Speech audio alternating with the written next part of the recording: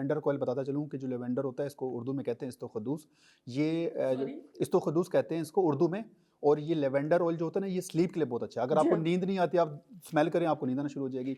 इसी इट्स तरह an anti depressant. जी, एंटी डिप्रेसेंट है, इसमें कैमोमाइल भी आता है, वो भी रिलैक्सिंग अगर जी, कैमोमाइल टी अगर आप टी लें तो। बहुत अच्छी है। हाँ, कैमोमाइल टी और लेवेंडर टी भी है, ये आप उसको देखिए, ये जो लेवेंडर का प्लांट है ना, इससे आप तेल निकाल लें, उसको आप बॉडी पे लगा दें, स्किन केयर में इसको यूज़ कर लें, उसको आप शैम्पू बना लें, उसको आप चाय में डाल लें, ये हर जगह यूज़ हो सकती है। जैसे देसी घी है, देसी घी आप खा भी लें, लोग उसका मसाज भी कर लेते हैं। नेचुरल प्रोडक्ट्स का फ़ायदा ये होता है कि आप उसको पूरी बॉडी पे लगा सकते हैं, उसको खा भी सकते हैं, उसको लगा भी सकते हैं। अगर किसी चीज़ को आप लगा सकते हैं, खा नहीं सकते, और खा सकते हैं, लगा नहीं सकते, तो इट्स मीन कि उसमें समथिंग है, क्योंकि हमारी स्किन भी तो एक फूड है ना।